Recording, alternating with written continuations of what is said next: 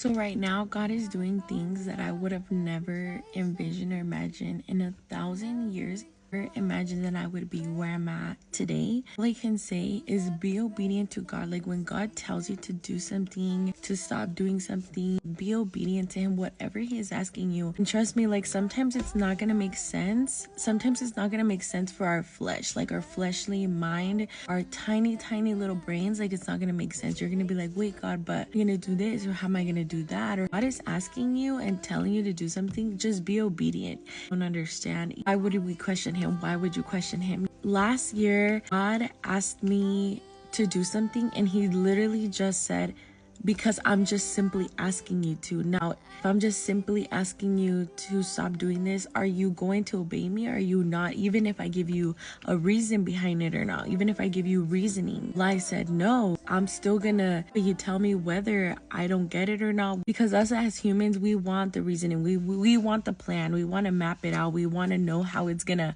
play out, you know? It doesn't work like that. And that's where faith comes in, and trust and security in God. As a human, like I'm like, I don't get it, Lord, but you know what I do know is that you know what's best. You are the author of life, and you know what you're doing, and you know what's best, and your times and your ways are so much perfect than mine.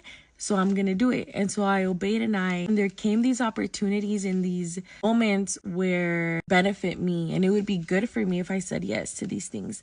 But flesh in me wanted to do it, but the spirit in me was like, no, you already said no. Like you gave your word to God, and obedience is way more important. And so I basically told God, like, okay, God, show me, like, show me what you're gonna do. Like, what is gonna be the outcome of this? Because I don't understand. My little tiny brain does not comprehend. So I'm like, God, show me. Like, basically telling Him, like, glorify yourself. Like, I do, you know, like, what's gonna happen right now? Like, I'm all of that. Like, I'm seeing the reward of obedience, that where there's these opportunities that are coming that I would have never envisioned, never imagined in a million years. Like this morning I was reading, then Samuel took the horn of the oil and anointed him in the midst of his brothers, and the Spirit of the Lord came upon David from that day forward. So Samuel arose and went to Ramah. I was reading this morning, and it just like clicked in my head.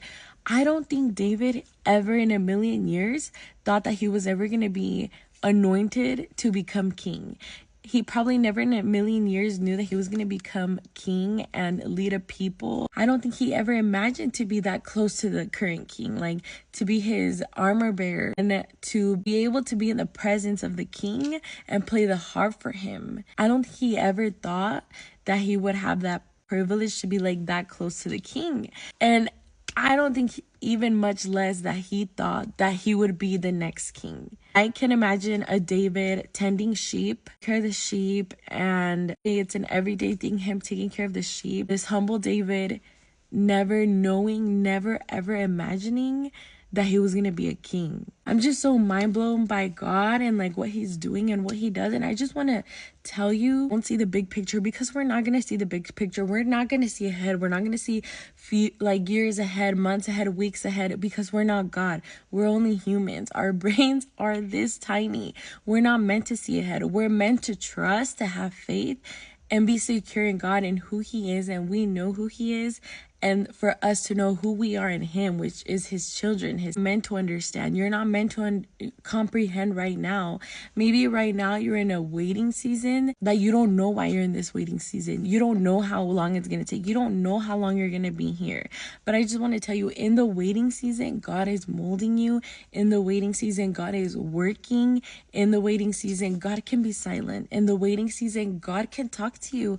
In the waiting season, God is hugging you. He's loving on you, but He's working on you. He's molding you. He's shaping you, and He's building you up. He's renewing your strength. He's giving you new joy. So many things happen in a waiting season, in preparedness to arriving to your victory, to the glorifies Himself. So I just wanted to share this with you. I'm just so grateful with what God is doing.